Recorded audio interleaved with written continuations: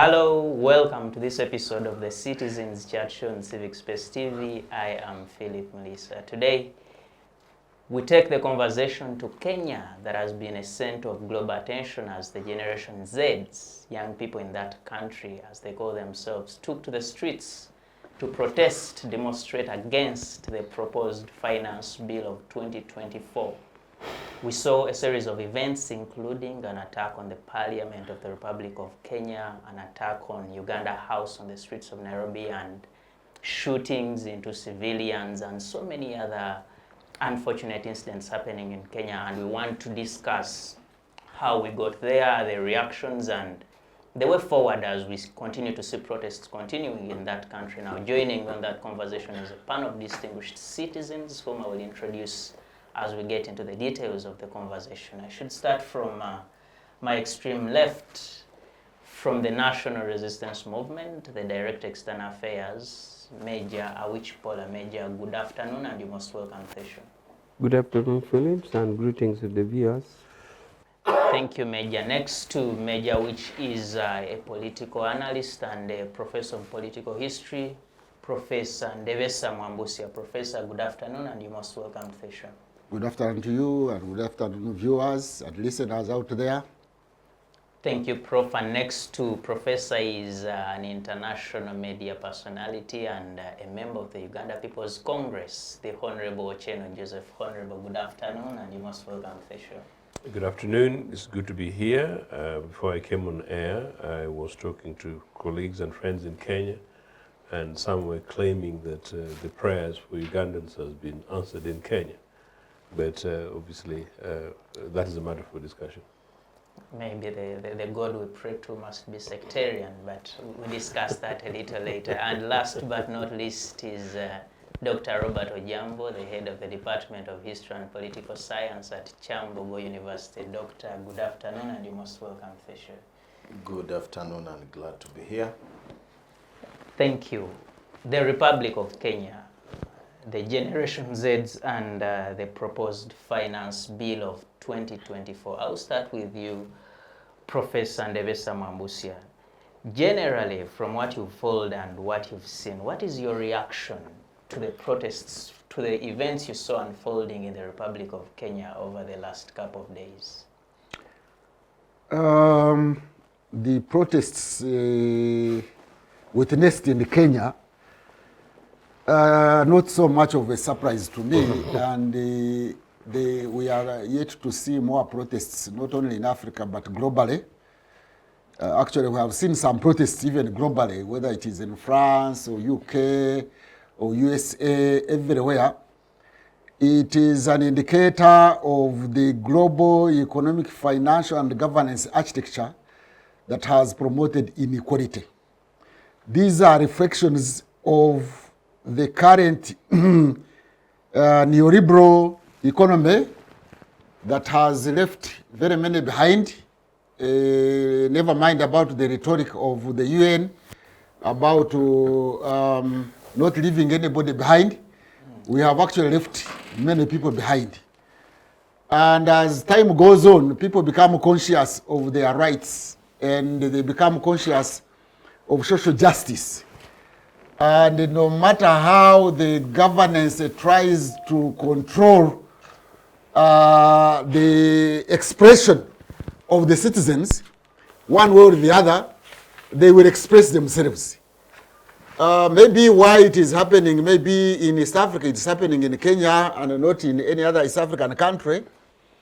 Among other reasons is that Kenya is more urbanized than these other East African countries. And it is normally urban people who are conscious of their rights. Not because they are the most marginalized or oppressed, because the most are the rural people, but because they are the most conscious. It doesn't matter whether they are educated or not. Because of density, of the density of the people, being near each other, they exchange ideas.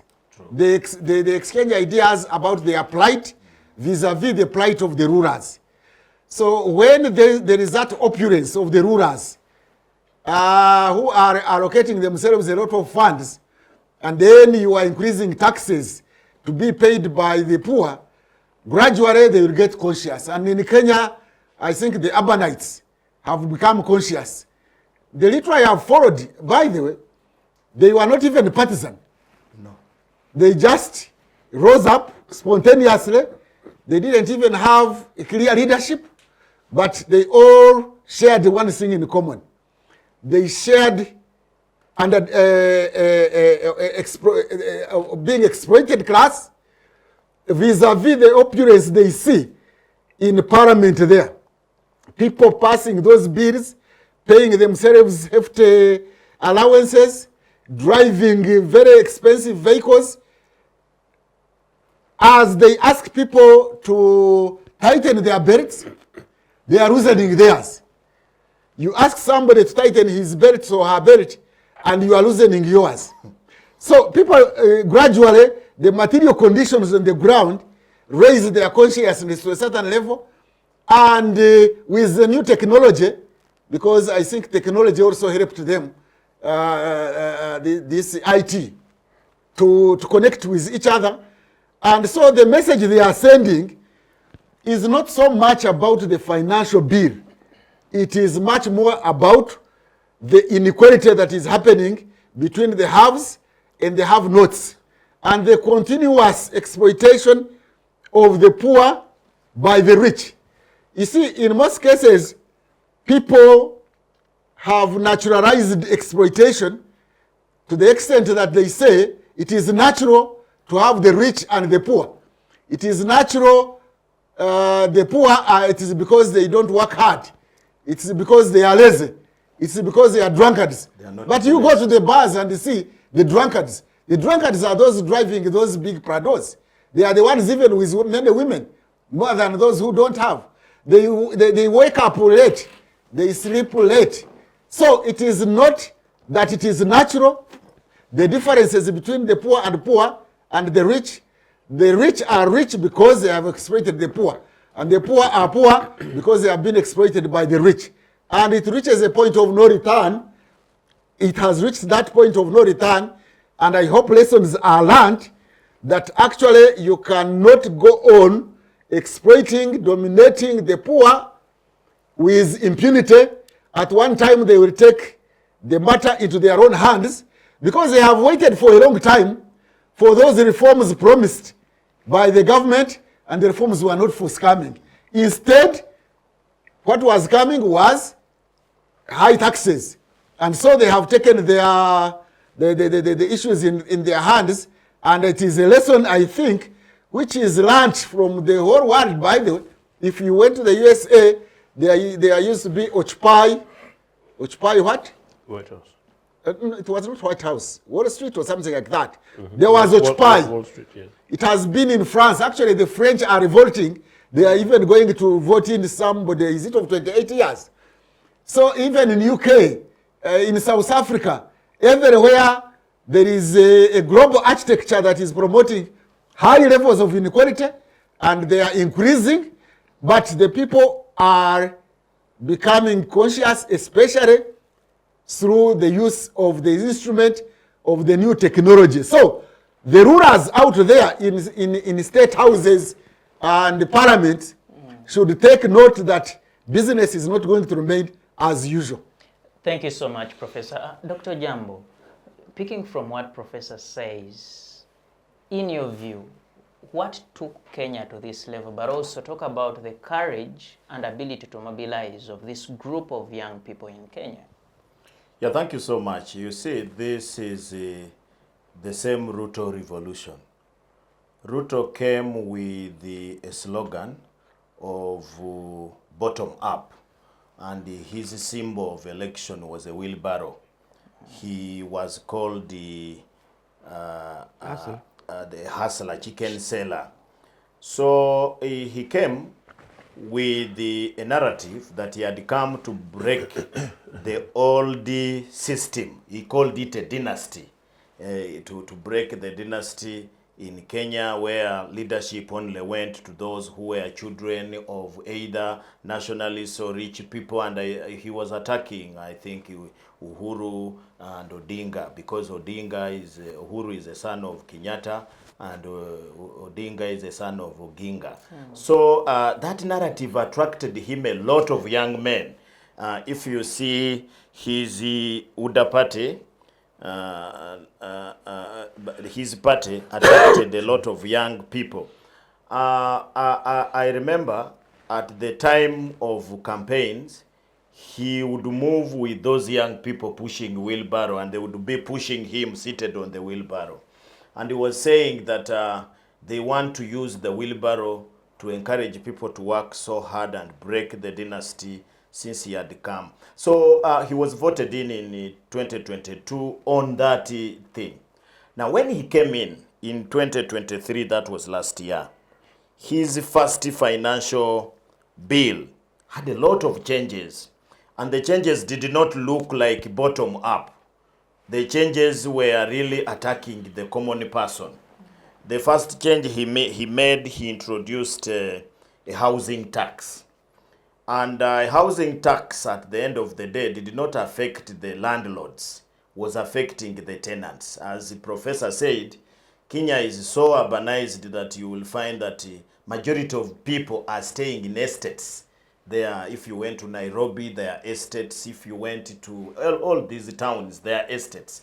And therefore, when you put a tax on housing, it will be transferred to rent.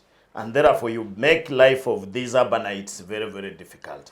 Of course, he had put 3%, but they managed to struggle last year without going on street. But the MPs and other people, it was put at 1.5%. Then they introduced a number of changes. For example, this is just a climax. Beginning of this year, there was a huge strike from the medics. The medics were striking because just like they did in Uganda here, they reduced their internship allowance and many other things. And I think they had one of the longest strike. For about 4 months, they were on strike, one group after the other. Before we knew, then came these riots now. But these riots are also coinciding with a lot of turmoil in Kenya Kwanza. Kenya Kwanza is the formation that was to an extent that some people are arguing that it is an internal strife, and that's why you see, for example, ODM and others are just watching from aside. So they have even accused Gachagua for inciting these people. And what would be the issue? The Gachagua, to convince the Gikuyu, they call them Gikuyu, Embu, the Gema Society, the Gema Society, Gikuyu, Embu, and Meru, to join Kenya Kwanza was that basis of one vote, one man, one vote. I mean, one vote, 1 shilling. In other words, they're almost selling the vote. He said each person should be given money according to the number of votes that you have. So they had calculated that that area has the biggest vote, because in Kenya, money is given to counties. They have 47 of them. And Gachagua was saying that that is not fair. How do you give, for example, Turkana County the same money with Nairobi, or the same money with Muranga, or the same money with Kiambu? Kiambu is one of the richest counties, I think, in East Africa. So he was arguing like that.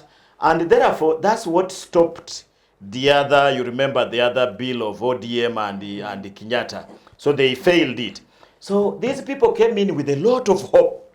Now I have heard that Gachagua was pushing in this bill 1 vote, 1 shilling, and it did not succeed. And for the 6 months, the president and Gachagua are not in good terms. In fact, the president has accused Gachagua for being a sectarian. So that would be one of it. But what he has said, I want to confirm that, in Kenya and Tanzania, there's a Swahili saying that mjini form 6, that when somebody is staying in a town, in an urban area, is equivalent to a form 6 graduate because of the knowledge that they have, the hustle that they go through. So these people have been following events very closely. Now in this bill, let me just break down what are the real issues. The real issues are, number one, they have continued with the other items of housing tax. Now they have introduced motor vehicle tax. For example, in Kenya, they were proposing in this bill that in addition to paying tax when you're importing a car and paying all the other things, you should also pay for owning a car every year. And they were saying they wanted something like, in fact, they were saying 2.6%, and that would depend on the value of your car. So you don't just buy a car, then you drive it, only buy fuel, but every year you pay for owning that car. But that would not affect so many. Even in Uganda, we pay. Yeah, of course, for us, they have hidden it in fuel. They put it on fuel. They have hidden it on fuel. They have hidden it on fuel. So many people don't know. They don't know that we pay for it. Now, the things which made this bill to look cynical, and that's where I blame the planners for this bill. They put tax on things like bread, mukate. They put tax on things like Pampers. They put tax on so many things, including, now the young people, what really annoyed them, they have put some, what the equivalent of OTT, but for it was put on Twitter, TikToking, and those other things. So they were going to tax those guys. So these have helped the politicians in ODM, the politicians in other groups, to now explain. And the other thing I saw, a few months ago, this bill has been a center of discussion. In funerals, in Kenya, a funeral is really a political rally. And the worst one I saw was this man called A.J. Kajwang. He's an MP of one of the constituencies in Western Kenya. He lost his mother 3 weeks ago, and when he went there, he was campaigning for the bill. So when Kajwang finished to talk, the ODM General Secretary was invited to speak, and he spoke against the bill.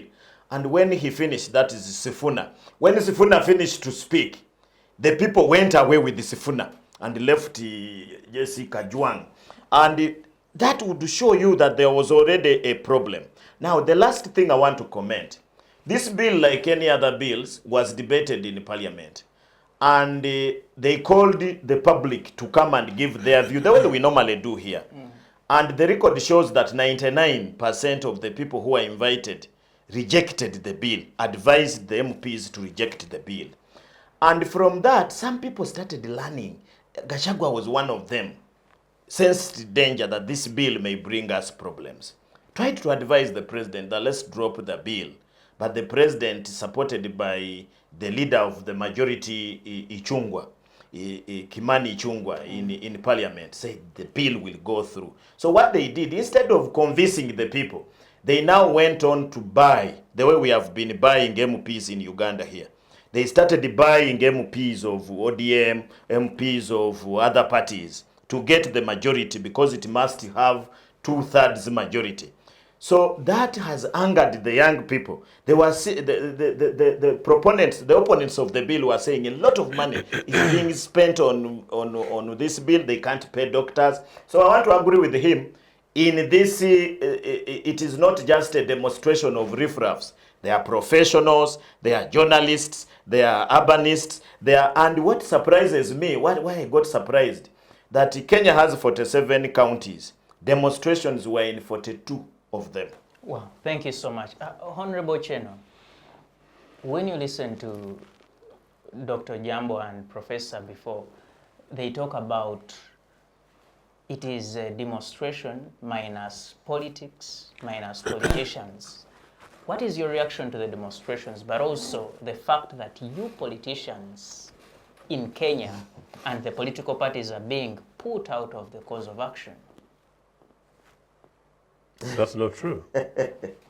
That's not true. It is simply because in Uganda and NRA, since you grew up, since you're born, you're not used to this. In fact, from that basis, I may then go ahead and disagree with my two colleagues. I've been following events in Kenya since the election of Ruto and since the emergence of some of these issues, when particularly you remember cost of living strikes.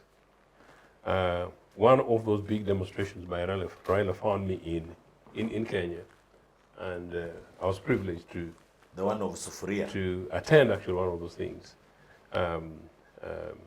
as a distant observer. I was more of an observer than a visitor. And one of the things that was quite impressive for me was the manner in which Raila and his team moved around the country, went here in this country, political leaders, the Chagulanis and others, could not, and in my case, of course, my leadership is still locked by Museveni's systems in the judiciary, meaning Museveni doesn't want alternative views in this country. But impressively for Raila and Co, the rallies were huge, cost of living rallies.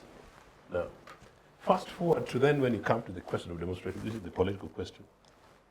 Actually, this is Kenya's nearest to a semblance of democracy in this country, in this region. And of course, many of my Kenyan friends and colleagues, normally when I say that, they really don't like it. Because for them to think the situation is really bad. They know ours is terrible, in fact they laugh at us. But they don't want to be told that, well, they're relatively okay, you know. Now, that tells you how enlightened, relatively, politically, these guys are. So in other words, they're not satisfied with the little that they've got, and quite rightly so. Now, in a relatively democratic environment, and actually, if then you look at the question of Kenya, including part of what Robert is saying, the arguments by my friend Ndebesa that it's possibly purely urban is actually, again, not necessarily that accurate, because as I said, I've been there. It's generally a conscious, wider Kenyan thing. But the urbanized tend generally to move these things anyway. Number one. Number two, Kenya, unlike Uganda and the NRA, communication in terms of internet access is quite penetrative and quite accessible. And these guys generally actually engage substantially when it comes to questions of social media and organization. Then three, their civil society organizations are actually not as massively, crudely politicized as ours here. So generally in Kenya, it is actually possible to find Kenyan law society operating in a relatively non-partisan way. And that's where my colleagues are coming in. But that does not mean necessarily that politics is out of it. It is, to me, just slightly much more civilized. The academia, unlike the prison that maybe some of our academic friends at Makerere University may be facing, you know, that they're literally in academic prison, and I know we're seated next to an academic here, it's free. It's free here. They don't necessarily generally apply in Kenya. To the extent that actually has also been reported that even military chiefs, took a contrary view in advising President Ruto. I don't have confirmation of this. As far as the security agencies generally, in terms of dealing with some of these other issues. So it's not as monolithic as it is. So basically, what's the point? When issues, these are ideological issues, and I'm quite pleased I know that Comrade Awich Ali was saying that yesterday he dreamt about UPC. So when you dream about some of these of these political issues, then you look at Common Man's Chat, and you young guys have been telling you about the import of organized political parties, driven by ideology. You come into this, and I don't know how much time I've got. You will see then that you sneak in the Bretton Woods institutions. What I've been telling you guys for the last few months, I've told you guys here, that the new liberal agenda of the West, pushed by Museveni's friends from IMF and World Bank, are collapsing and failing. And I started warning on that when some of the conversations around the challenges taking place in Central Africa with this coming of these military guys. Africans are beginning to get the pinches with the confirmation that neoliberal agenda cannot work where you privatize education, privatize health, privatize every aspect of public life, and subjected to profit. Government pulls away. And the only present government is a group of thieves who come to steal from Parliament, steal from the National Treasury, and steal from State House. At some stage, the average citizen across the political divide will say no. In Kenya's case, if you look at the impressive, if you look at the impressive, maybe 10-point program by the fifth estate, as they call them, the citizens of Kenya, these young guys, massively impressive, the demands they're putting. They did a critique of the bill, and they gave a counter response when they were simply saying no. So when you look at that, it is quite clearly commonsensically non-political. It does not what was telling citizens of this country. These things don't see, hospitals don't know tribes or religion. Schools don't know tribes or religion. Part of what my brother here is talking about, when he talked about the messy way in which Ruto came in and touched bread and touched diapers. Of course, they pulled back that, and touched some of the very obvious commonsensical things. But what was it? It is the push to fill a gap of, I think, a $2.7 billion US deficit. The Kenyan debt situation is so interesting that there's at about 68%. The economy generally, by and large, can manage. From the economy school, can manage. 68%? About 68%. That's higher than that of Uganda? And I know you're very delighted. Yeah, it is. It is. Yes. But the economy is better. But the economy is better, and that can be managed. It can be managed. But if you take a fiscal approach, fiscal and taxation approach, as a way of sensible way of managing the economy, that shouldn't be a problem. So then, if you do that and take a taxation approach to manage your economy, what you don't do, what you don't do is to buy cars worth the millions of US dollars to retired judges or to retired speakers of parliament, some of whom are not necessarily speakers, like we did here. You don't. So you don't spend $2 million US dollars, buying cars for people who didn't even ask and they don't even need it, But the $2 million US dollars would keep Toro Hospital, would keep Busolo Hospital, would possibly build halfway a Busia district health hospital. That's just a common sense. That's what these guys do. That's what these guys do here. And then when you do that, you come back and then you go and look for money in Chikubu. Average single mothers struggling to sell, to sell fruits that they've negotiated from Luwero that NRA used to break the people's necks and has abandoned, And then you bring, they bring their cassava and they bring their onions and tomatoes, and you tax them. And then legislators are giving them huge allowances, which are more than an average, school fees in an average private education school in Kampala. Those are the issues. So the Kenyans simply said no, and once they said, when they said no and mobilized and organized themselves, it was across the political divide. But just quickly, I know Robert is actually right about then where political parties. Actually, in a way, it is actually strategic that the main opposition parties in Kenya pulled back. But when Ruto, in the speech in which I think he must be advised by some very terrible advisor within East Africa, after the death of over 20 Kenyans, terrible. Those are Africans, those are my brothers, I take strong exception. After the death of people being killed, but not stray bullets, but live arms, Comrade Awich. It should not happen in East Africa. If you're a Pan-Africanist, it should not happen anywhere in Africa, where live firearms are used against demonstrating young Africans in the streets of their national capitals raising major issues. No, hang on a second. Once that happened, you saw the double, then that happened. And then Ruto comes in the evening giving a giving an address and calling the citizens criminals. Consolingly, the following day, yesterday, Ruto went to bed, and I'm sure the ghosts of terrible spirits haunted him, and at last he gave a speech like a statesman. Granted, it's not satisfactory, the whole thing is continuing, but no, that is my first phase relief. Thank you, it is possible for us to go somewhere. Those ghosts should really be talking to a lot of people, but also we need to discuss later that terrible advisor in the region you talk about, Major Awich.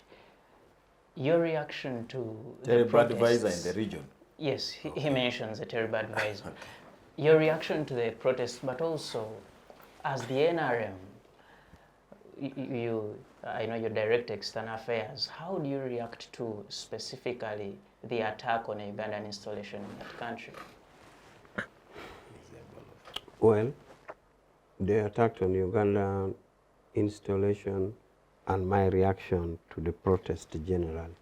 Let me start with Uganda House. Actually, I had noted it because you had also noted it in your preamble comment. I think that's the easier part of it to answer because first of all, the Kenyans tagged the Ugandans in their problems by a way of, I think, a comment either was initiated by somebody but put it in the mouth of Museveni, that Museveni had asked what those TikTokers, I mean, if those TikTokers pay tax anyway. So for them, their point of departure was that, but I don't know the authenticity of that if the president even had time to comment about the events in Kenya. But of course, there's also the conspiracy thinking that President Ruto takes advice from his senior colleague. True, he's his senior colleague. So they believe that he takes the advice from his senior colleague, His Excellency Museveni. But they should be consulting, and I'm sure Museveni also consult Ruto, and I believe they have, as East African heads of states, they have a loose caucus where they bypass their sovereignty and listen to each other. And that is quite normal. So if that annoyed the Kenya, that is so unfortunate. But then there's an international law which gives obligation on the host state to offer protection to the property and the lives of diplomats in that country. So what the Kenyans did by burning Uganda House is just like they have burnt their parliament. It is their money they have burnt, because eventually the Attorney General will be liable. They'll have to build Uganda House anyway. So whether they vented their anger in the right approach, I don't know. It is their methods of operation. Because right now I'm seeing churches being burnt. I don't know why. I'm seeing many places, city council, whatever, being burnt. If that is the way they have chosen to express their anger, the choice is theirs. But for Uganda House, it's a temporary loss. Kenya will have to pay it. That is guaranteed under international conventions.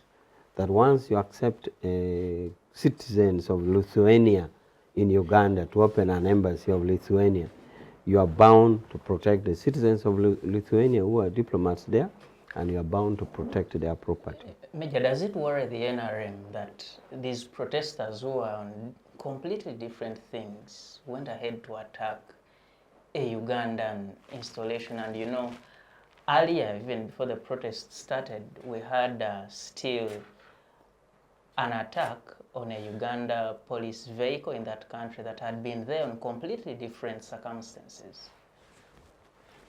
Your question is whether it worries or not. It does worry because Kenya is like our other brother there. What happens with them concerns us, and we definitely, you'd want to have a good relationship with your brother. And if your children visit your brother's home and confusion starts with your children at the brother's home, you just can't take it lying. It is unfortunate. We take concern about it. It shouldn't happen because we are one and the same people. So it would be naive of me to say we don't care. We care, and we therefore want to know why it happened that way and how to avoid it happening.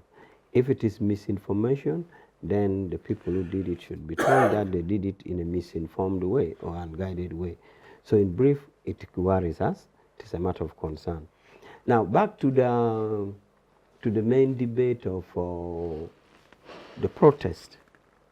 The protest, me, I was looking at it from the idea of test of truth. You know, truth is expected to be independent. And everybody else would want to think he's saying the truth.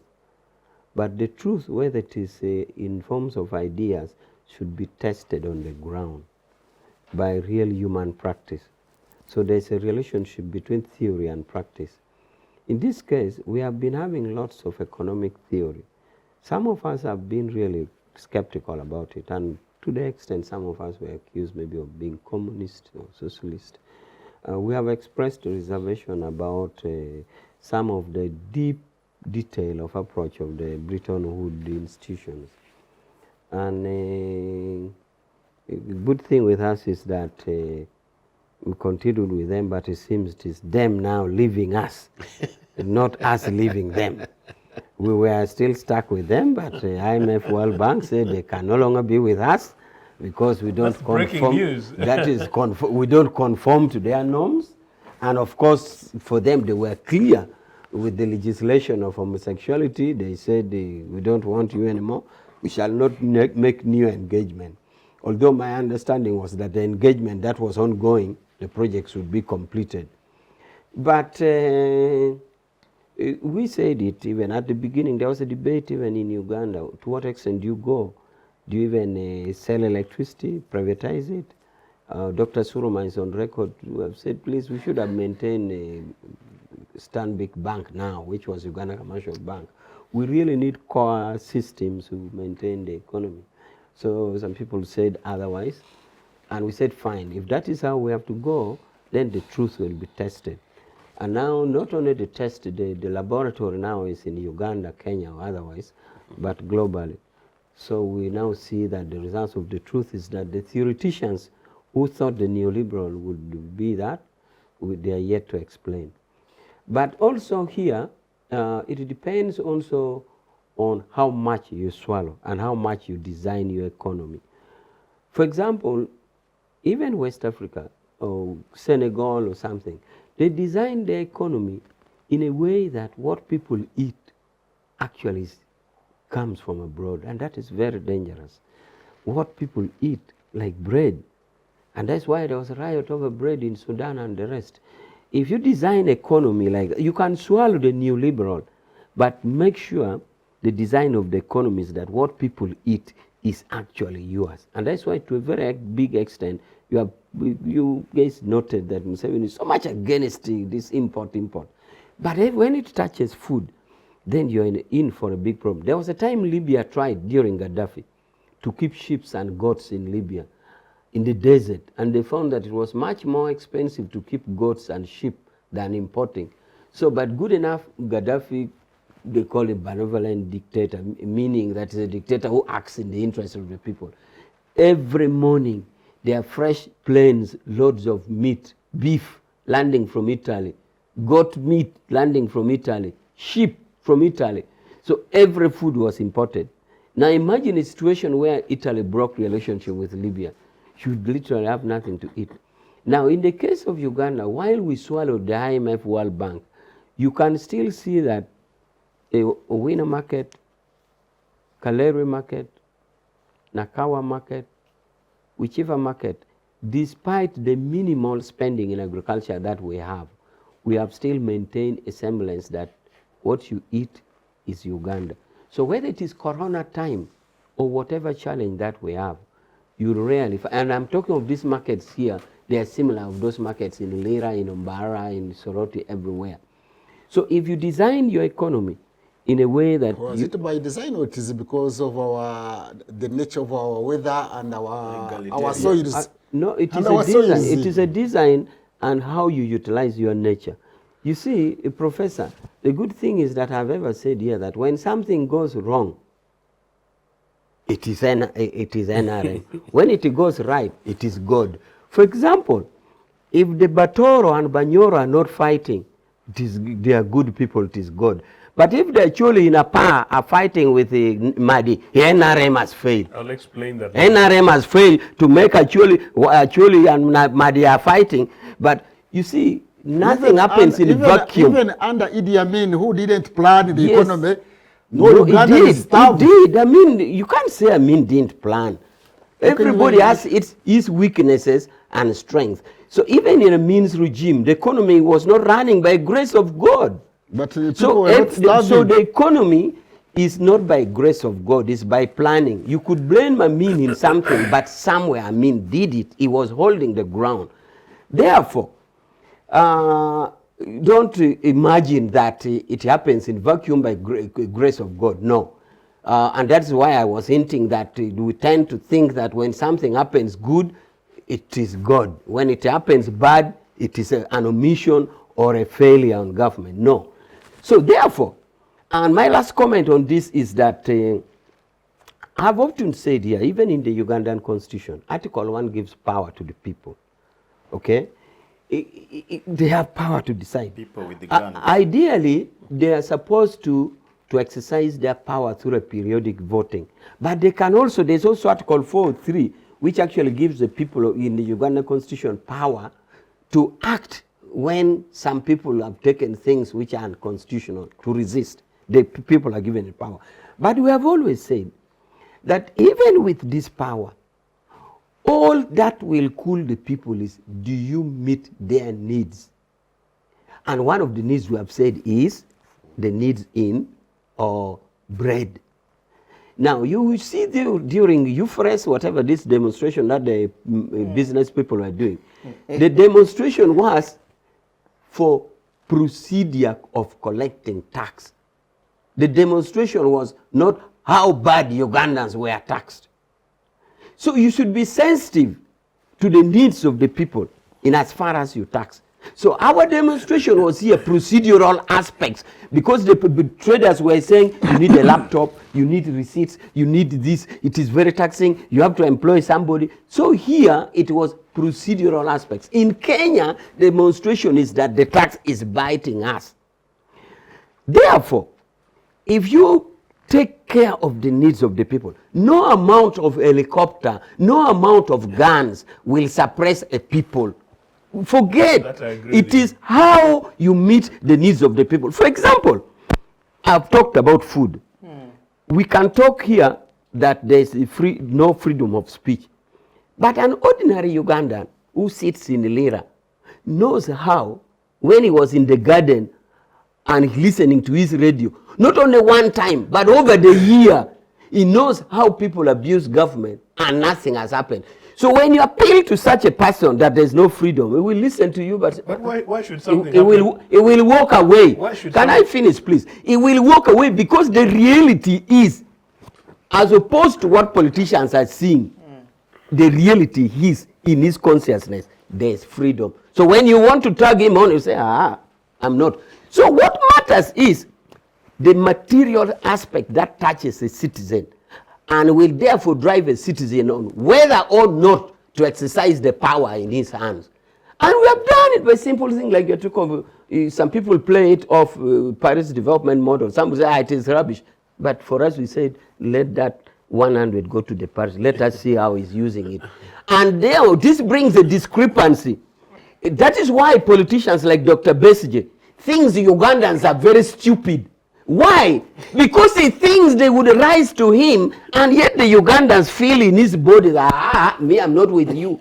You see, it is the touching, the feeling of the pain, as opposed to the politician rhetoric. And that's why you put the message, says, these guys are foolish. I'm telling them to follow me on the street, they don't. Why? I repeat, no amount of gun or helicopter can suppress the people. The best you can do is to make a person raise his consciousness on his feelings. Thank you, Major, and I think that's one of the points Honorable Chen is agreeing with you in a very long time. That what? Certainly not that guns not that Ndebesa is stupid. No. The issue that on the question of guns. On the question of guns, I didn't say Ndebesa is stupid. Ndebesa says Ugandans are the ones who are stupid because they have refused to follow him. Thank you so much. I want to bring in Professor. Professor, among other things, what is your assessment of the response of the government of Kenya? We see them, the response of the police, how they react to the demonstrators and the protests, them getting into parliament, then the president coming out to, in the first address, talking to the citizens and mentioning they are criminal and calling on the KDF to come in and restore the situation, and later we see him conceding. How do you assess this kind of response from the Kenyan government? Thank you, but let me first respond to the arguments of my neighbor here about the conditions and relating them to the riots.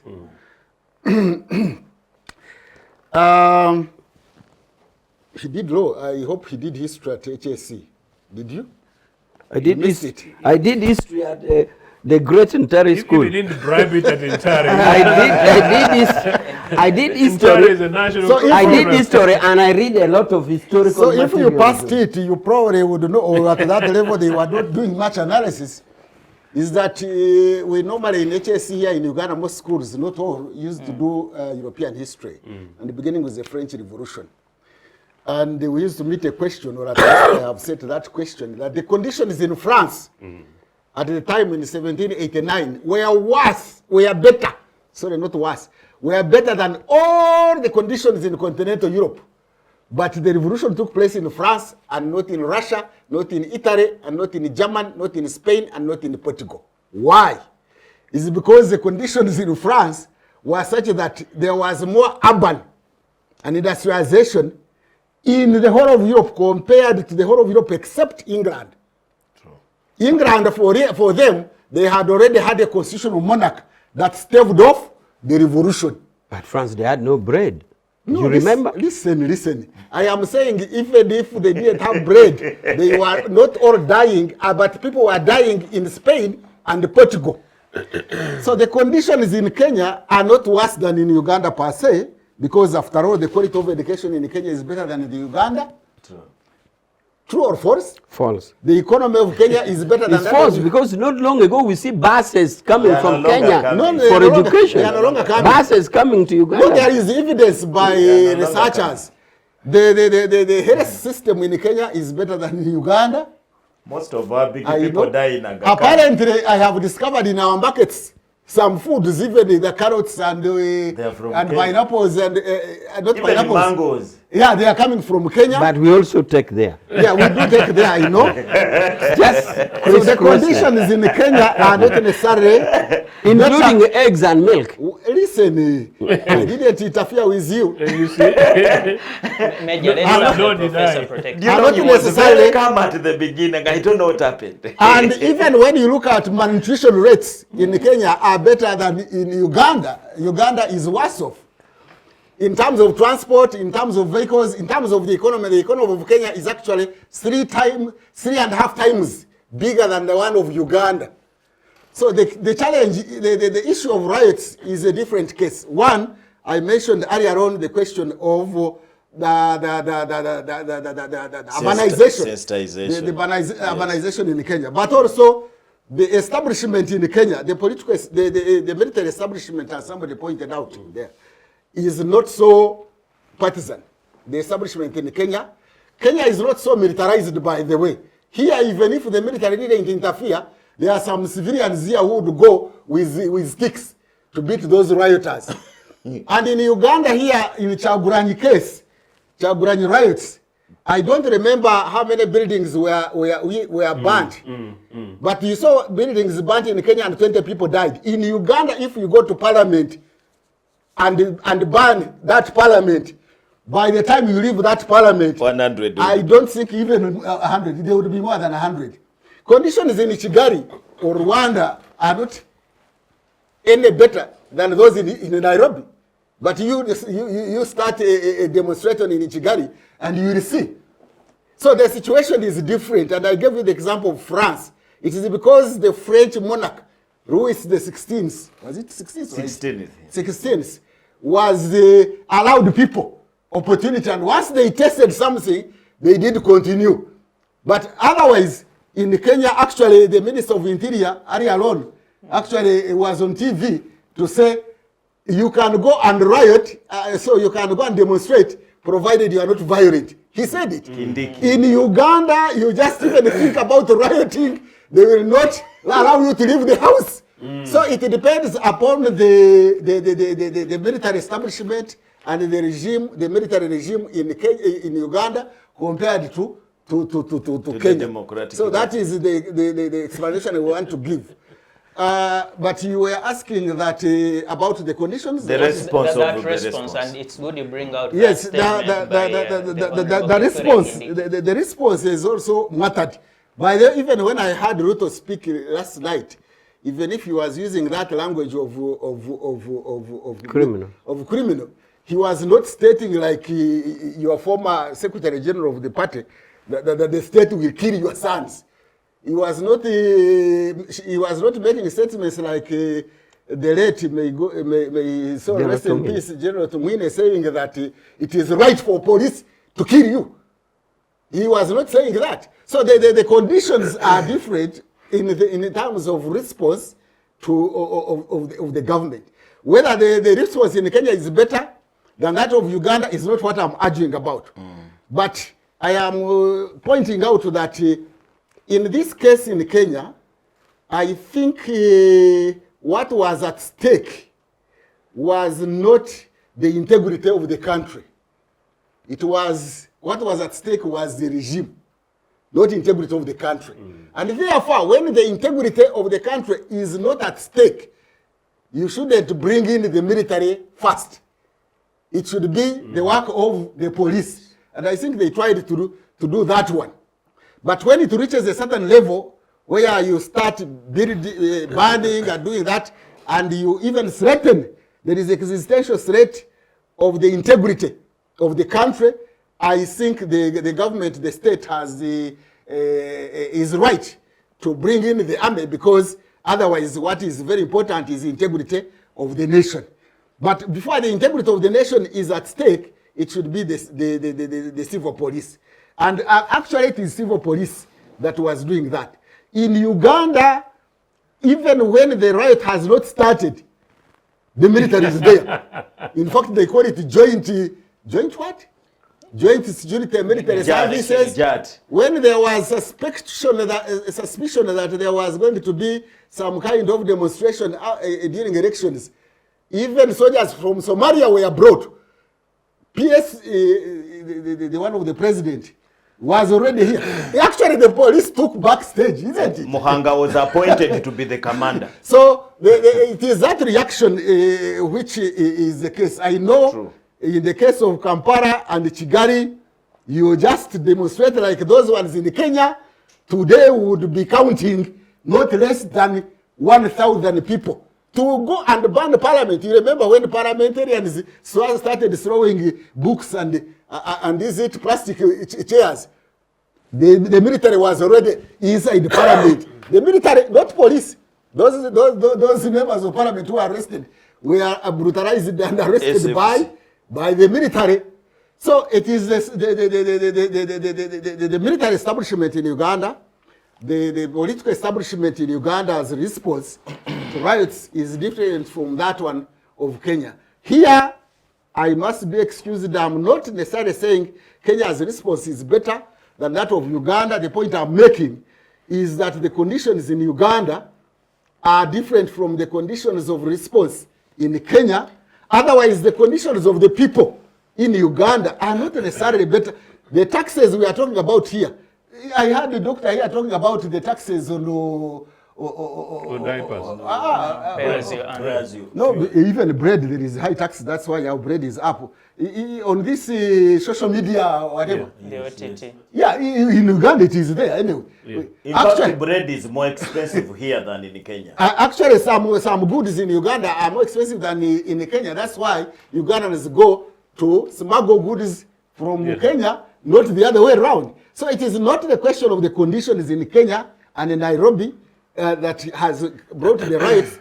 It is the political governance in Kenya compared to the one of Uganda, I think. But two, also the awareness, the consciousness of the population in Kenya being urbanized. Urbanized people are different from rural people. A graduate staying in the rural area is worse off than a P7 graduate in terms of understanding the national issues who is living here in Kampala. So that is where the difference arises. But may I conclude like this? That actually what is happening in Kenya may happen in many areas in spite of what is happening because of what I stated earlier on. That unless governments, the state, addresses inequality globally, we are going to have anarchy. We are heading for anarchy. In fact, last year, the last 2 years, even globally, have experienced more of conflicts, violent conflicts in the world since, I think, the Second World War. Reason? Higher levels of inequality between the haves and the have-nots because of the global economic and political architecture that is prevailing in the world. Thank you so much, Professor, for those amazing views, and thank you so much, our viewers, for keeping it the Citizens Chat Show. We head into a very short break, and we shall be right back. Digital rights are those human rights and legal rights that allow individuals to access, use, create and publish digital media or to access and use computers, other electronic devices and telecommunication networks. Digital rights include a right to freedom of expression, information and communication through technology, a right to privacy and data protection, a right to credit for personal works, a right to universal and equal digital access, a right to identity, a right to anonymity, a right to be forgotten, and a right for protection of minors, among others. The state's digital rights are frequently violated through various unfair actions, for example, blockage of websites and social networks, theft of credentials, unauthorized use of people's data for personal gain, privacy intrusion, online censorship, arrests and intimidation of online users, internet blockages, and the proliferation of laws and regulations that undermine the potential of technology to drive social, economic, and political development worldwide. It is hence every citizen's responsibility to respect rights of other digital users and to speak out or report to the responsible parties when one's rights are violated. Welcome back from that short break. It is the Citizens Chat Show on Civic Space TV. I am Phillip Muliisa. Today, the conversation is in Kenya, and we are doing an assessment of the ongoing protests in the capital Nairobi, but also a couple of other cities and regions of the country in what is started as an opposition to the proposed Finance Bill 2024, but later, of course, there are modalities in the protest and way to see where it ends and how it is resolved. And joining me on that conversation is Major Awich Pollar, Professor Mwambustya, Ndebesa, Honorable Othieno Joseph, and Dr. Robert Ojambo. Dr. Ojambo. Yes, sir. When you look at first the response of the government of Kenya, but also now listening to the protesters, majority of them are saying President Ruto must go. And you talk about how easily the protesters went past police and the army in that matter to attack parliament and attack a couple of other installations of government and private property. What does this speak to the strength but also the stability of President Ruto government 2 years into his first tenure? Yeah, Ruto has been a very problematic leader. You can follow him from when he was a Minister of Agriculture. He was almost impeached. Then when he became Minister of Education, he had issues. In fact, during that, when he became the Deputy President, he had to go to The Hague with his president. So Ruto is a very controversial human. When he was the Secretary General of KANU, he was very, very problematic. And before that, when he was a youth winger, of KANU, he was a very problematic leader. So I think the things keep on following him.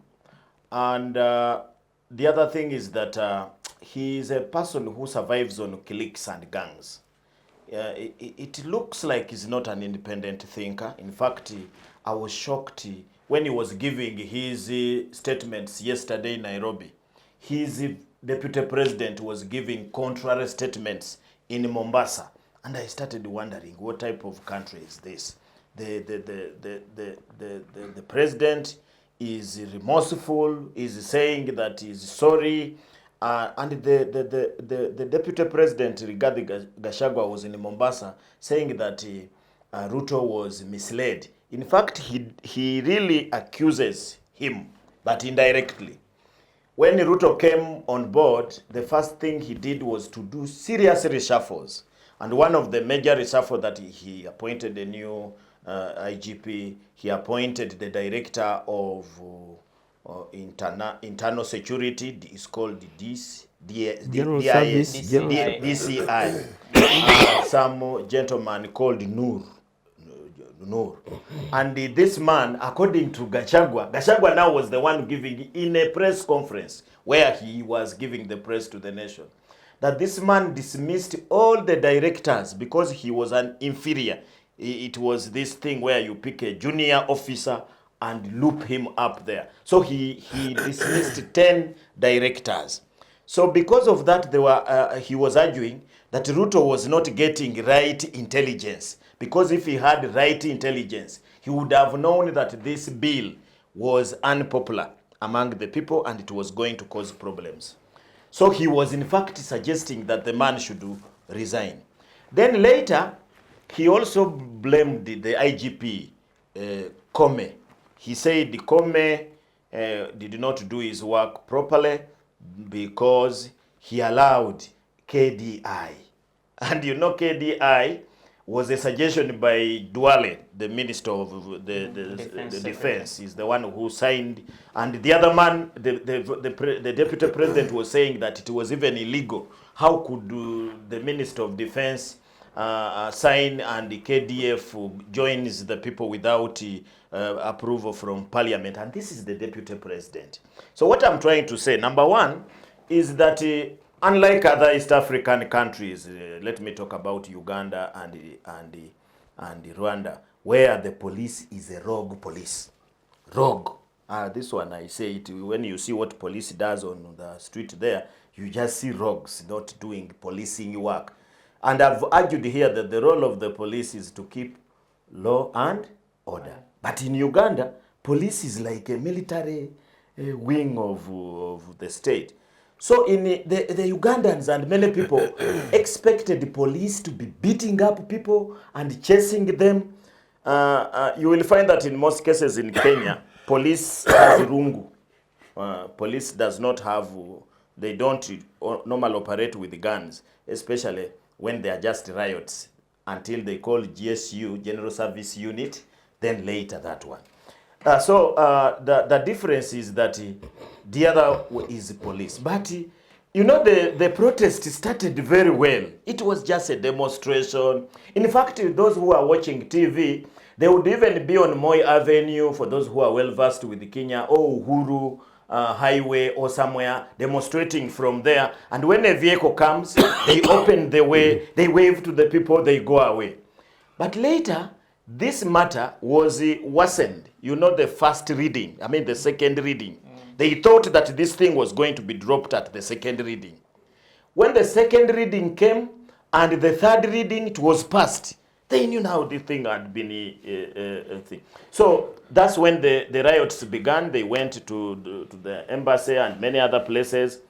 And Ruto's statement, the first statement, he wanted to borrow his comrade's statement. If you listen to him, he was really tough. He called them criminals who have performed treason and so on. Now, that would have been good if they were speaking one language. Gachagua and other people were speaking different language. Professor Kindiki, by the way, is a professor of law, so you don't expect him to go and become like a rogue. And very recently, he was a person who was struggling against what I would call a vindictive government under Uhuru, and he was demonstrating and leading demonstration. So there is no way he would just turn around and go to the other side. But the other thing is that also you look at the president at first did not know what to do. So he spoke like you would hear Yoweri Museveni. We shall crush you. We shall, the law will take its order. But later, that angered people, and they now said it is not only the bill, it is also Ruto. This Ruto is speaking badly. So they went to Parliament, and when they went to Parliament and so many things, the president discovered now he was alone with his few MPs led by Kimani Ichung'wah, who people really feel have been bribed. That's what they think. In fact, those people went to Parliament to look for those ones. The president, I think, reflected and went back to what he should have done at the beginning. In fact, before the bill was approved, and now was apologizing. Like him, I was also shocked. I said, what has made this man to change now? And he was speaking, he was saying, in fact, I quoted his statement. He said he leads a government. No, he is a leader of government of Kenya, but he leads people. And the people have spoken. And they have spoken so loud, I have listened to them. And that's how he now proposes to withdraw the thing. But the trouble which has now come is that he has withdrawn the bill, okay? But legally, when I was trying to read this morning, that is not enough. The bill has been sent to him to assent. He has no powers to withdraw. He can only send it to Parliament. That's what he can do. He can only send it to Parliament and with the instructions on what to do. There is a very big problem. Of course, in that bill, there is an amendment. There is an amendment bill which is amending the taxes, the tax clauses that they were proposing. And there is appropriation. There is appropriation. So the bill is made up of two, amendment and appropriation. So the amendment is safe. The taxes that were approved last year will continue. So what is now remaining is appropriation. For him to spend from 1st July, there must be an act of appropriation. So he's in a catch-22. He's in a catch-22. He has to mobilize the parliament back so that maybe they pull out their appropriation bill and take it to parliament for approval, or with amending the whole bill by removing the other taxes. But the trouble is, right now, in the eyes of Kenyans, the parliament has been impeached because you saw a young man running with a mess, the speaker's mess, on the streets of Nairobi, and he disappeared with it. I don't know where he has taken it. So in the eyes of the people, you know those messes, I used to ask, why are they there? They are symbols of power, and they are regalias of leadership. So I don't know now how a parliament is going to put itself together and start sitting there, that now you see, we have also realized, and I'm waiting to hear how Ichungwa now speaks. And I was looking at them, they really looked like morons. They were surrounding Ruto. Ichungwa was on his left, and this other man, Malim somebody, they were seated there. They were saying, rain or shine, the bill must go through. Now, when the president said that now I withdraw the bill, again they were clapping.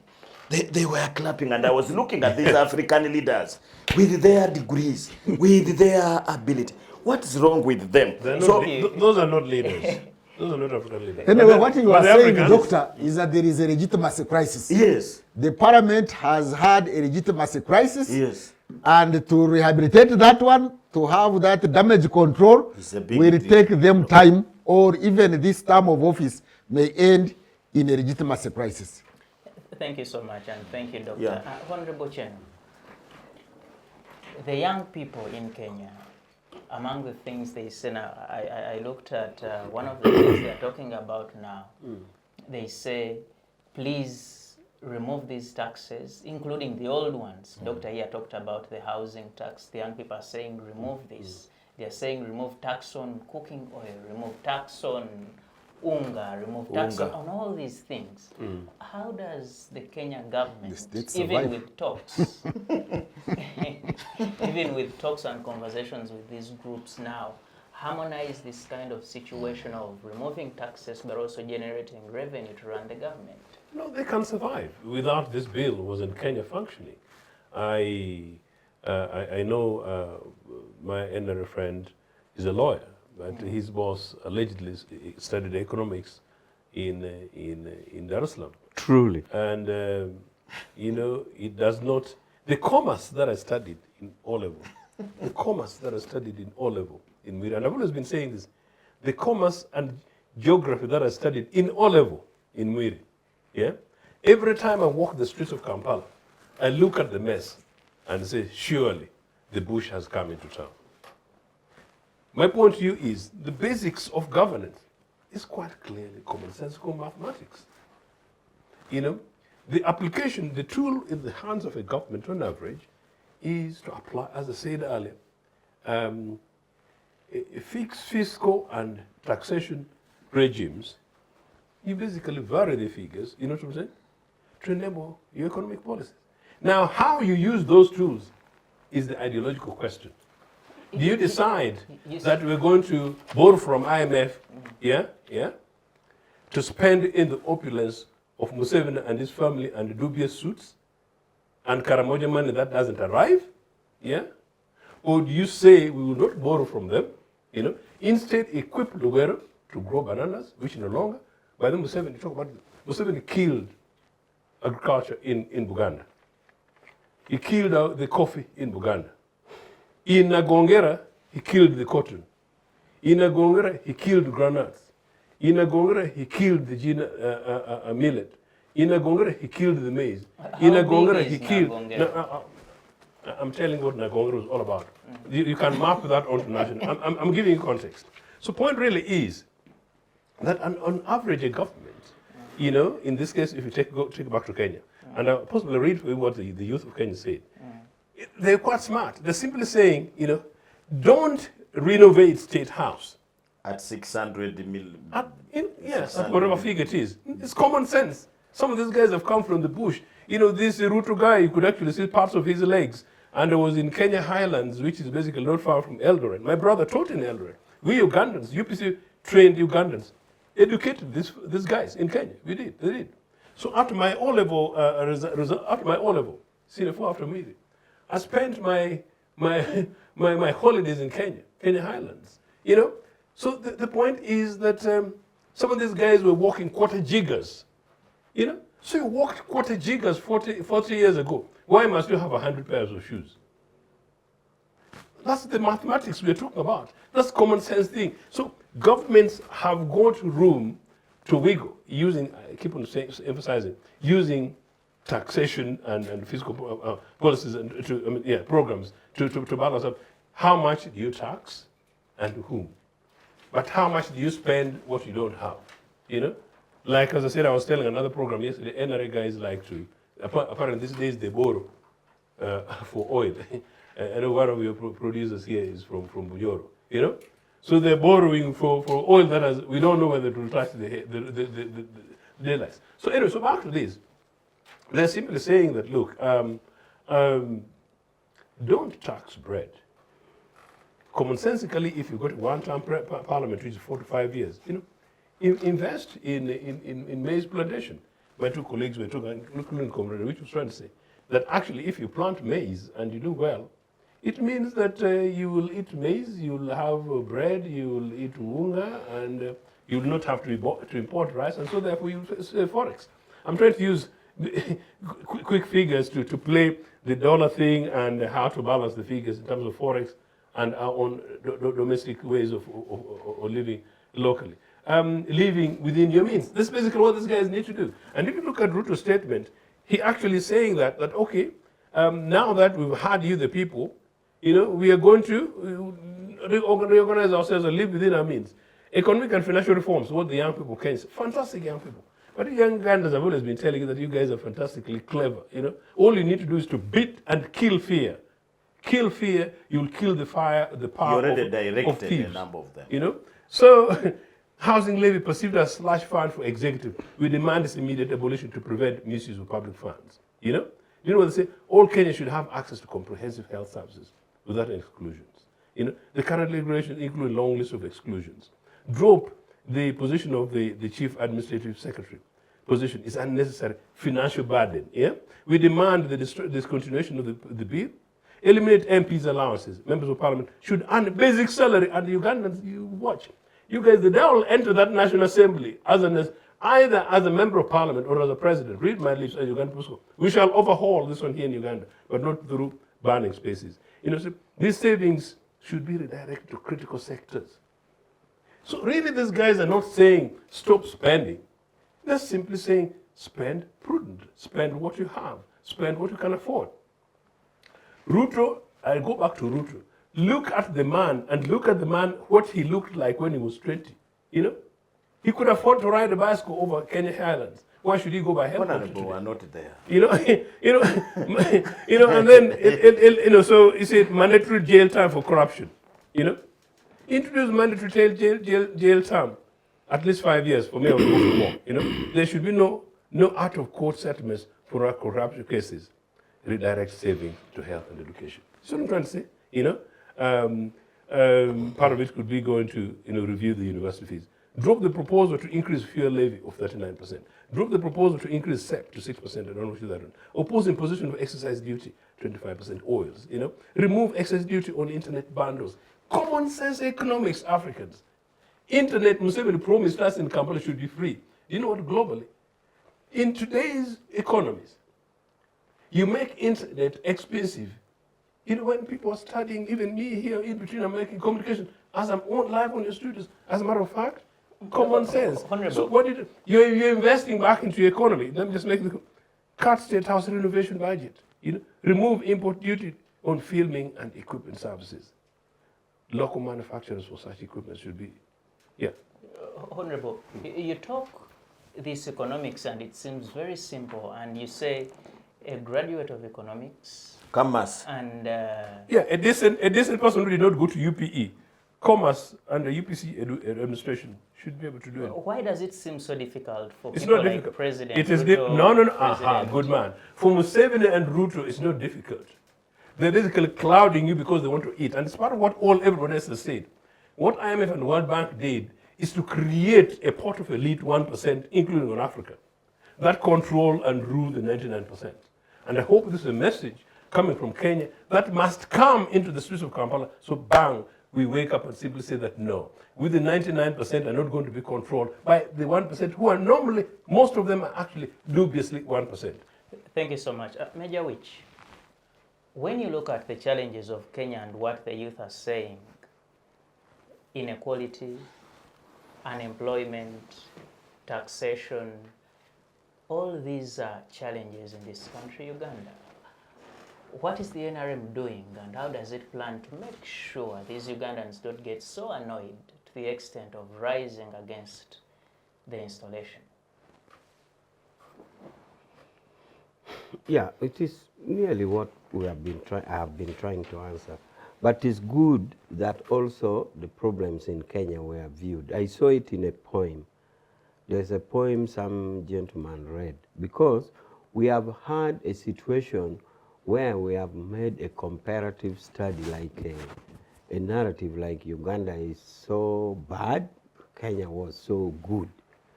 But if you look at the poem, the challenges are very common. For example, people all along thought it was only in Uganda that labor migration go to Arab world. But Kenyans actually do more, Tanzanians do more. So, at least I'm glad that for those who had been making comparative study and thinking that Uganda is the evil, whatever has happened there has actually exposed that challenges are grown. We are that bad. That we are pygmies. I'm not saying so to answer you squarely, but I'm saying now people know that challenges exist and challenges need to be addressed. And that it was not only an omission or a commission in one country, okay? There at least we know that we agree that challenges exist across. And now that comes to your question that if these challenges are there, what are we doing to make sure that we don't reach this? This is what I was saying all along. And I started by saying, now I will merge it with the test of the truth. That is what I told you, that the consciousness of a person to rise up, to go on the street, depends on the materiality. And for those who theorize it, the test is the practice. The test of truth is in practice. And that's why I said leaders like Dr. Besige thinks that Ugandans are not wise because he expects them to do that. But I'm saying, why are there people, and I'm saying, why are people not doing that? Is it because they are bought? But Is it because they I are... think let's they a are- little bit to be fair to Besigye. He is not saying they are not wise. He is saying they are not courageous. Well, you can check into his record. But anyway, he disagrees with them as to why they don't want to follow that way. Okay? Remember, Besigye had been saying, and some other leaders, that they even don't want now to go for voting. That's why Besigye didn't contest. They said they want to overthrow a government by other means. In fact, even leaders like Kyagulanyi, Honorable Kyagulanyi, was even at one point teased that you told us you are removing the dictator. Up to now, you have not removed. Now, the removal of a dictator, I insist, is on the collective people on the street, is a collection of individuals. The consciousness of the individuals is on his own materiality. And I insist that the nature in which we address our people, the nature in which we touch the feelings and the aspirations of Ugandans, you may choose to ignore as petty, you may choose to say the opposite, because whatever we do, we shall always get an alternative view. In fact, to the extent that even if you did not provide Paris development model, somebody would say, provide it. And when you provide it, he said, don't provide it. He will always say the opposite. But for us, we shall say, we shall keep identifying what we think in our view touches the needs of the people. So that when you come to have the collective all on the street, he will listen to you and say, I'm not with you. I'm not with you. And it has happened over a period of time. Because as I told you, some leaders had actually, let me not quote leaders, Besigye refused to go for elective politics because he said he cannot remove Museveni by ballot paper. He will do it by otherwise. Honorable Kyagulanyi had also said that he had given actually a time frame to remove a dictator. And I've repeated that the people can do anything. But your only way you'll make somebody be moved, we go on the street and he'll tell you Kanjije. Because he has his conscience, his feelings. No, we can theorize it, we can say what it is, but this is it. And we insist a people-centered approach. And this people-centered approach for him in the case of NRA started with NRA. Even when NRA destroyed battalions and brigades of enemies, you can't imagine that the insistence on the respect and the pro-people army was so great to the extent that if whoever touched a civilian, you'd be put on a firing squad. As I said, even if I said this is black, my friend will say it is white. Even if I say it is white, he will say it is black, either way. But it has, the test of the truth is, at a time when few guerrilla movements would overthrow a government, by 86, you can count, it did occur. And it did not occur mainly because of a military superiority, but the core center of people-centeredness. And the same thing is applicable here. Do what the people want so that people don't go on the street. Meet the needs of the people. And that is what we try to capture in the manifesto. We capture and we try to tell government to do it. And we follow government, whether they're implementing what we captured in the manifesto for the people. Thank you so much. Do what the people want and they will not go into the streets. And we thank the NRM, if indeed they are doing what the people want. We are trying. We are doing. Gentlemen, our time is very much fast spent, but we can't leave this place minus talking about the lessons we learn from what is happening in Kenya for our country and by extension the region. We have very many countries in the region that are facing really related problems, if not the same. And what does Uganda, what does Rwanda, South Sudan, Somalia, DR Congo learn from all these circumstances and pushing for the better? I should start with you, Dr. Ojambo. What do we pick from the situations in Kenya that should help us govern ourselves better, but also... You know, to answer Major Awich as I give my lessons, give your lesson. Is somebody drew a cartoon and they were using these small boys, these boys who have been dancing all over the world, the ghetto boys. And the riot in Kenya, people were going up to parliament. They were shooting, and the people are just moving. When they shoot a person, they carry the dead body and walk with it and take it to the ambulance. They are the ones who are taking it to the ambulance and asking, why are you not picking this guy? Isn't he your brother? In fact, it came to be known that the first guy who was shot was a brother of a policeman, in reality. So then they gave an example of Uganda, where they go, they threaten, they give 3 bullets, they all run away. In fact, people thought that introducing muchaka would demystify the gun among the public. It just caused a lot of fear. Ugandans fear the gun more than anybody. In fact, in Kenya, I was telling you a story that I was just there recently. You find police chasing people on the streets of Nairobi, in Githurai or wherever, and they are shooting, and it can take 2 hours, and people are just doing their business. Here, shoot a bullet. People start running even without knowing where they are going. So he said in Uganda, they will go threaten. Then when they shoot a few bullets, they run away. They shoot people. Even if they don't shoot, then in Tanzania, they will not even get out of the house. They cannot, they will be shouting, but they're in the house, they can't go there. That's why you can't see the likes of things you see in Nairobi. So for us, what we learn, number one, is that sometimes you see when you are given the mantle of leadership, you must take responsibility. The Kenyan government should have been responsible enough to know that this bill, given the example that was there, that was giving the sufuria demonstration, then later the medics, then later it was going to cause problems. So sometimes you need to listen to the people. Then the members of parliament, I think, the politicians, should not go there to defend their political party.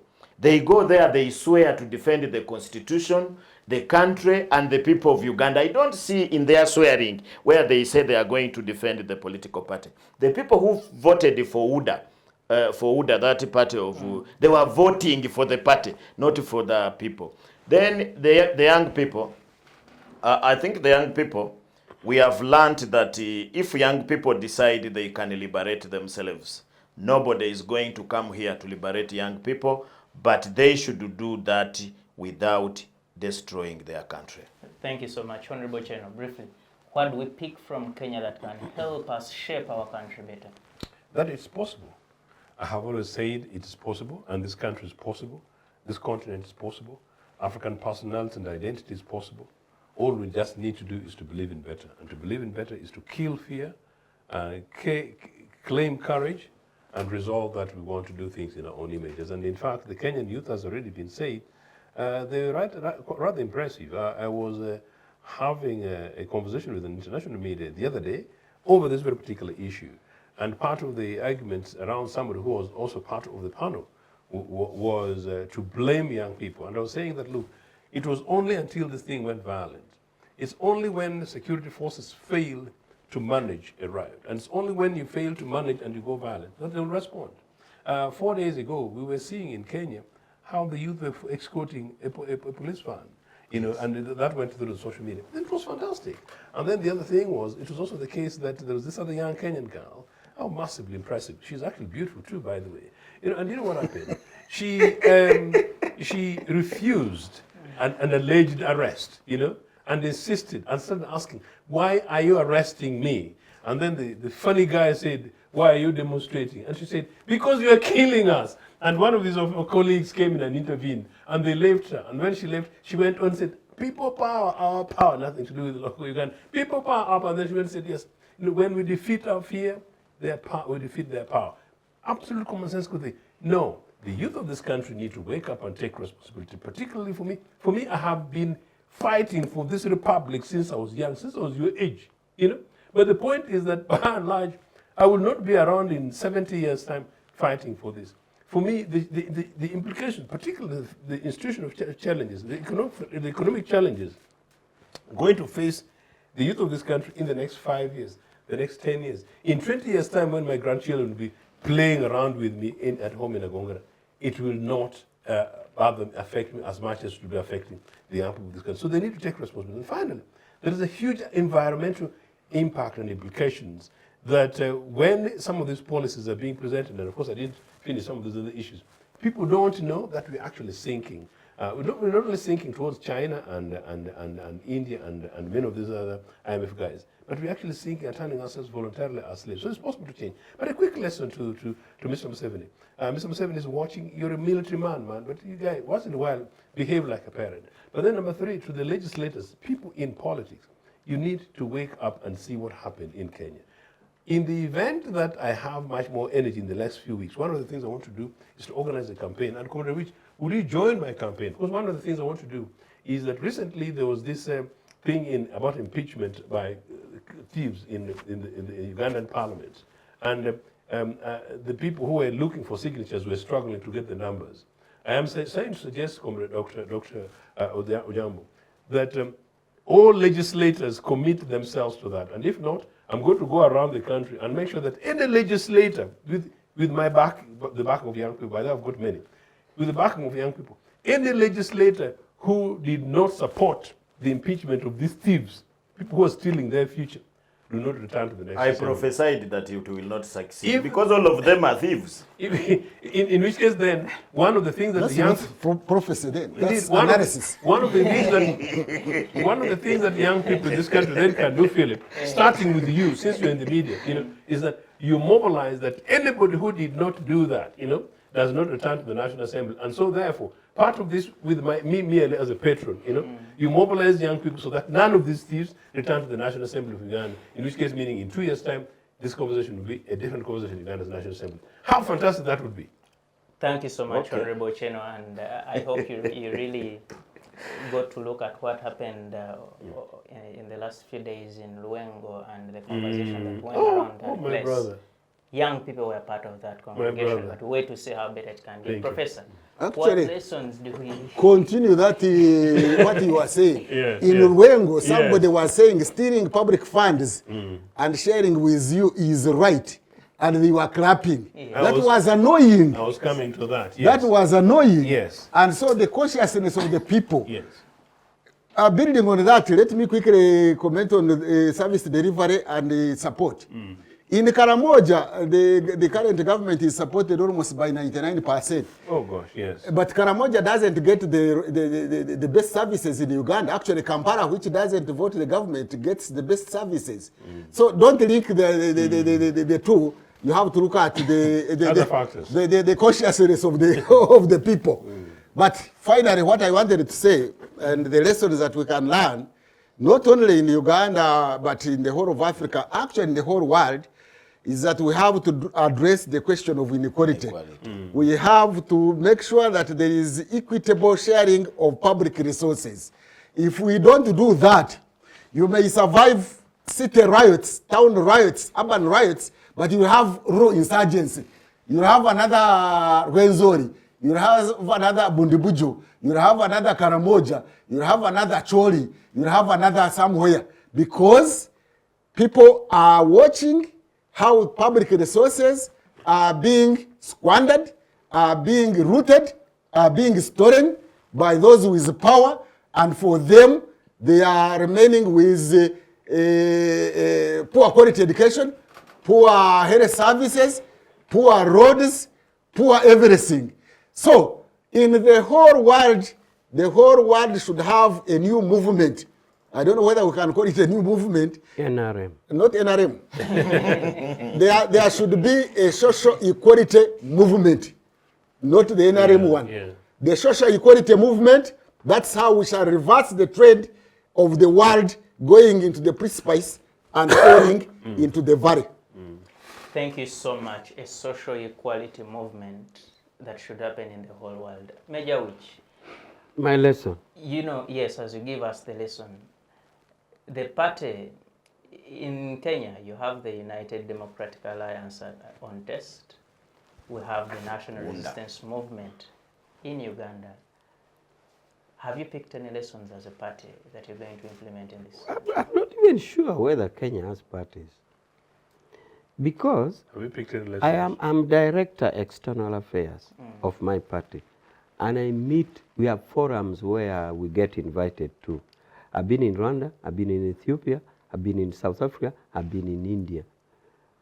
They don't invite Kenya. When I asked them, I said, why don't you people invite political parties in Kenya? Said, we have failed to get who to invite.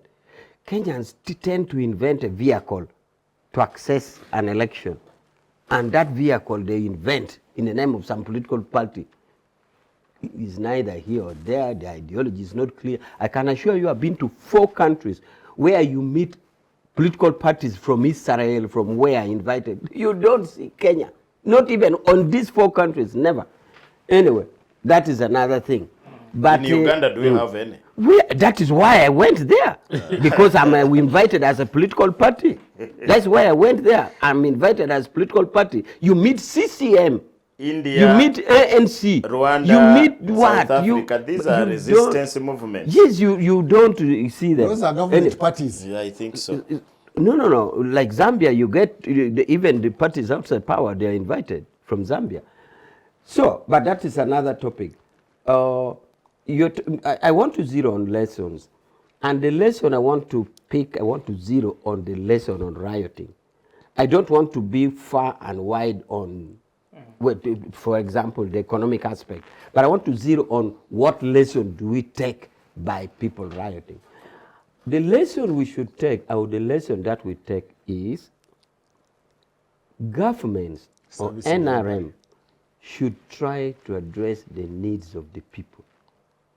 We should try to ensure that the needs of the masses, the ordinary people, are addressed, such that if they come to them to say we go on the street, he will say the common Luganda kanjije, but he will not come back. Or kankomeo, and he will not come back to join you to go on the street. There's no rocket science. Address the needs of the people, and we have tried to do it. And that is why when you mention about corruption, when we say the needs of the people, part of it is avoid corruption. That's the need of the people. Or part of it is stealing public resources and taking it to your people. Yes. So when you hear that is true. an insensitive statement like made by Honorable in Luengo, we consider that statement very insensitive, very wrong, and very inappropriate. And we therefore wouldn't really like that. Any penalties? So in the... No, the problem with her is that she said it. Others don't say it so recklessly. So in other words, She I want said to it recklessly, but others actually would do the same. So that's what I'm saying, that there's medicine, there's no rocket science. The rocket science from the lesson we learn from the rioting in Kenya is, please, as NRM, can we try as much as possible to keep to the needs of the people, try to put in interventions such that when somebody goes to the youth that we go on the street, he tells the person that kanjije or kankomeo, and he doesn't come back and he doesn't go on the street. Good idea, but to the wrong pattern. I know you're closing, but as I understand it, Good idea, but to the wrong pattern. There's a plenary being reconvened. I thought you have finished. On the 2nd of July, because Mr. Museveni returned this thing here. So it's already working in Uganda. You know, reconciliation is already working. So you young Ugandans, these things work. Wake up, these things work. Thank you so much, Honorable Othieno, for being with us today and for the amazing views. Dr. Ojambo, thank you so much for your views and for joining us today. Professor Ndebesa, thank you so much for your views and joining us today. And Major Awich, Pollar, thank you so much for your views and for joining us today. And indeed, maybe, like you say, for doing what the people want. And to your viewers, thank you so much for keeping it the Citizens Church on Civic Space TV. Special thanks to the Center for Constitutional Governance for the effort you put in making sure this happens. And special thanks to the people behind the machines. We appreciate what you do. And from us, we say good evening. And may you have freedom always.